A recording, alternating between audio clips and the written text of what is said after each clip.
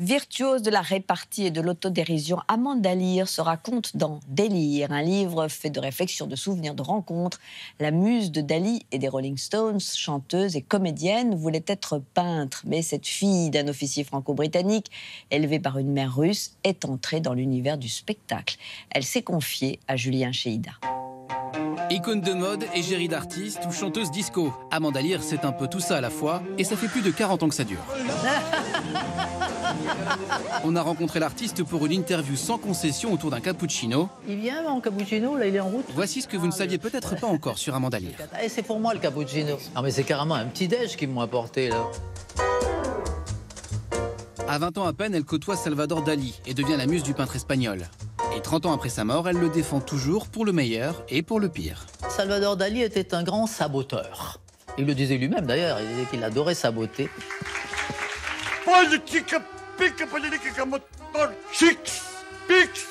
Il faisait semblant de vous aider. Ah oui, vous voulez faire du cinéma? Ah mais je connais très bien Fellini, je vais l'appeler. Donc vous disiez, ah ben chouette, alors il me branche sur un truc. Mais en fait pas du tout, il savait très bien que ça ne marcherait pas. Donc moi, bécasse, je prenais l'avion, j'allais à Rome, rencontrer Fellini qui m'amenait dîner.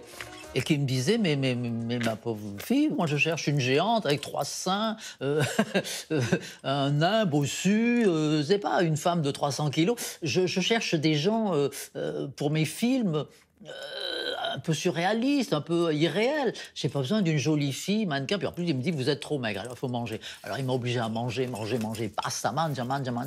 Et il m'a dit, reviens me voir quand tu seras moche. Donc maintenant que je pourrais y aller, ben, il est mort. À la fin des années 70, elle enchaîne les tubes et devient une icône du disco. Une période qu'elle préfère mettre de côté aujourd'hui. Alors, on m'a beaucoup reproché de cracher dans la soupe. On m'a dit, Amanda, quand même, tu vends des millions de disques, et puis tu dis que le disco, c'est pas bon. Mais attendez, c'est pas parce qu'on vend des millions de disques, c'est forcément bon. Hein. Moi, j'ai dit à ma maison de disques, je veux faire du rock'n'roll. Ils m'ont dit, non, vous savez, la fièvre du samedi soir vient de sortir, on est en 78, il y a les Bee Gees.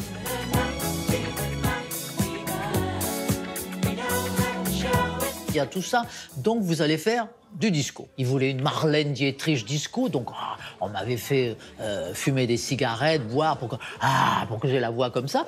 Et j'ai fait ce qu'ils voulaient.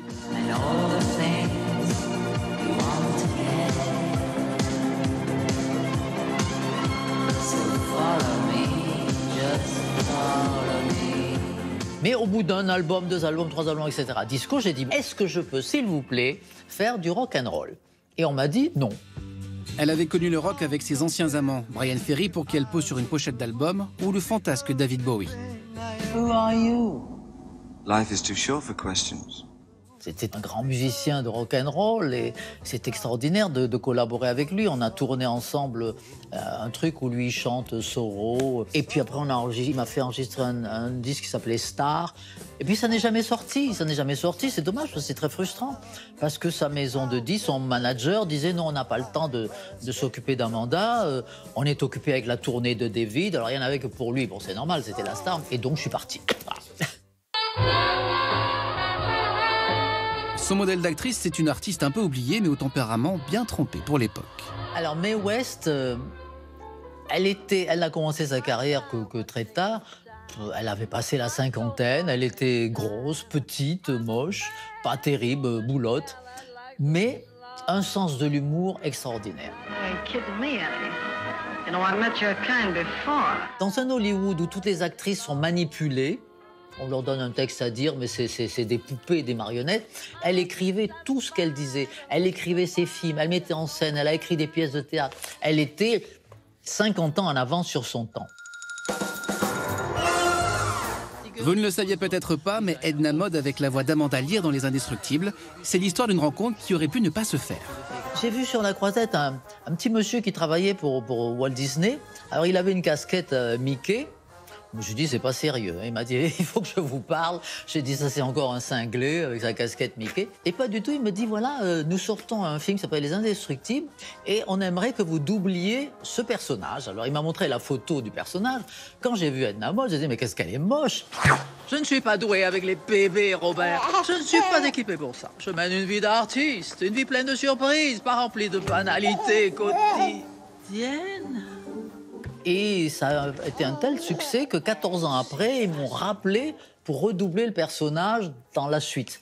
Si j'attends 14 ans pour le troisième, je n'y serai pas.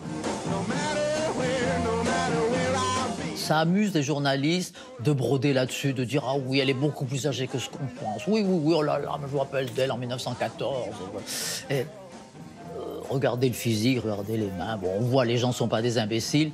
Et ils se doutent bien que tout ça, ça fait du buzz, comme on dit, ça fait couler de l'encre. Mais c'est très bien, c'est très bien, c'est très bien.